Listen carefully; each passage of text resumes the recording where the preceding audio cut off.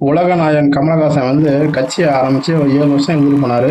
அப்புறம் முடியல, கட்சியை கலைச்சிட்டு இப்போ வந்து காங்கிரஸ் கூட கூட்டணி வச்சுக்கிறேன், திமுக கூட கூட்டணி வச்சுக்கிறேன்னு போயிட்டாரு. இப்போ எந்த கட்சியுமே கிடையாது. அதில் உள்ள ஆளு சொல்றேன் இப்போ ஏதோ புலம்பி தெரியுங்க டார்ச்சர் எடுத்துக்கிட்டு.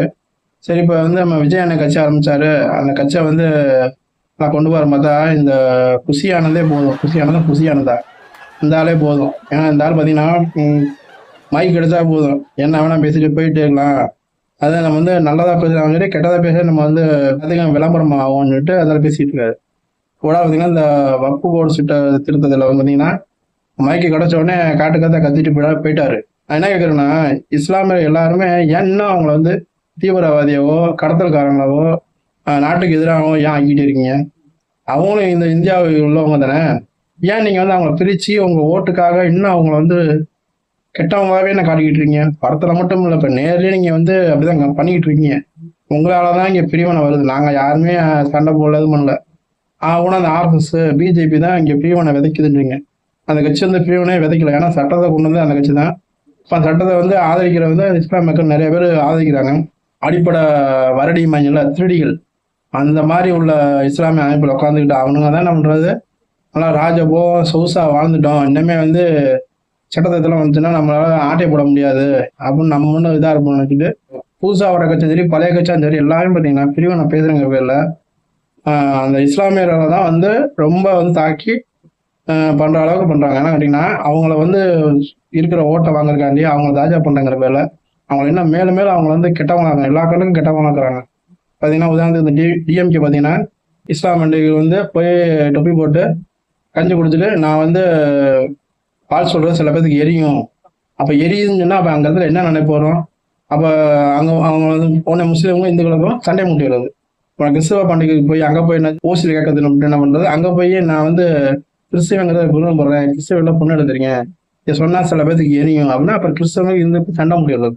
இந்துக்கள்ல இருந்து பிரிஞ்சு போனதான் முஸ்லீமும் கிறிஸ்டியனும். நான் இன்னும் அந்த ஒரு உணர்வோட தான் இன்னும் தொப்புக்குடியோட எல்லாம் வாழ்ந்துக்கிட்டு இருக்காங்க. அது தெரிஞ்சனாலதான் இங்க இருக்க நாதாரிங்க இந்த அரசியல்வாதிங்க பாத்தீங்கன்னா இதை சொல்லி சொல்லியே நம்மளை வந்து பிரிவினை பண்ணிக்கிட்டு அவனுங்க ராஜபோகம் வாழ்ந்துகிட்டு இருக்காங்க. நம்ம தான் நினைச்சுட்டு இருக்கோம். இதை முத புரிஞ்சுக்கோங்க. நான் இந்த வக்பு சட்டத்தினால வந்து இஸ்லாமியருக்கு வந்து நன்மை தான்னு இஸ்லாமிய சொல்லிட்டு தாங்க. ஒன்று 2 பேர் தான் அதை வந்து அவனுங்க வந்து நல்லா இருக்க முடியலையே அப்படின்னு ஒரு ஆதங்கத்துல பேசிக்கிறாங்க. அதை யாரும் கண்டுக்காதீங்க. முக்கியமா இந்த டிவிகே கட்சிக்காரு புஷி ஆனந்தெல்லாம் பேசுறாங்கன்னா சிறப்பு காட்டி அடிங்க. அந்த நாயெல்லாம் ஒன்றும் தெரியாது. அவன் கலவரம் மூட்டை அந்த பயலுங்க. ஆர்எஸ்எஸ்ல எத்தனை முஸ்லீம் இருக்காங்க தெரியுமா? பிஜேபியில் எத்தனை முஸ்லீம் இருக்காங்க ஐயா? அவங்களாம் தெரியாமல போய் பிரிவினை கட்சியில போய் இருக்காங்க, போய் வேணும் இருப்பாங்க. அது தெரிஞ்சு புரிஞ்சாலும் நாங்கள் ஆர்எஸ்எஸ்ல இருக்காங்க. ஆர்எஸ்எஸ் வந்து இஸ்லாமிய எதிரானது. நம்ம எதுக்கு இஸ்லாமியர் அங்கே எதுக்கு ஆர்எஸ்எஸ் நிறைய பேருங்க?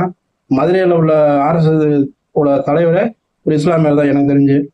ஆனால் அதே மாதிரி பிஜேபி பார்த்தீங்கன்னா நிறைய பேர் வேலை விட்டு என்ற அளவுக்கு மதுரை மாவட்டம் சரி, திருச்சி மாவட்டம் சரி, கன்னியாகுமரி எல்லா ஊர்லையும் பார்த்தீங்கன்னா அதிகமாக ஒரு தொகுதிக்கு எப்படியும் ஒரு 5 பேர் 6 பேராச்சும் அந்த சுற்றி வேலை பார்க்க இஸ்லாமிய தான். இப்போ எப்படி இஸ்லாமிய எதிரான கட்சியாக இருக்கும், இஸ்லாமிய எதிரான ஆர்எஸ்எஸ் கட்சி இது அமைப்பாக இருக்கும்? இதை புரிஞ்சுக்காம இன்னும் சில பேர் தற்கொலைத்தனமா இந்த புதுசாக இந்த விஜய்க்கு, இந்த திருமாவளவன், இந்த டிஎம்கே, இந்த ஏடிஎம்கே இவங்கெல்லாம் இந்த அரசியல் ஓட்டு அரசியலுக்காக உங்களை அப்படிலாம் கெட்டவங்களை மாற்றிக்காங்க. நீங்கள் யாருமே அறிஞ்சு புரிஞ்சு நீங்கள் நடந்துங்க. சரியா? இதனால சண்டை தான் அதிகமாக தெரியும். இதனால நம்மளோட ஒற்றுமை தான் வீணாக முடியல தவிர நமக்குள்ள வந்து எதுவும் நடக்காது, ஒன்றாக போகிறது கிடையாது. இந்த கட்சிகள் சொல்றதை வந்து பகுத்தறிவோட உட்காந்து பிரித்து பார்த்து அதுக்கப்புறம் நீங்கள் வந்து உங்க வாக்கு சொல்லுங்க. இந்த கட்சிகள் சொல்ற நம்பாதீங்க. நம்பாம நமக்கும் அறிவு இருக்கு, அதை யோசனை பண்ணுங்க. யோசனை பண்ணிட்டு அதுக்கப்புறம் நீங்கள் வந்து உங்களோட முடிவு என்னவோ அதை செய்யுங்க.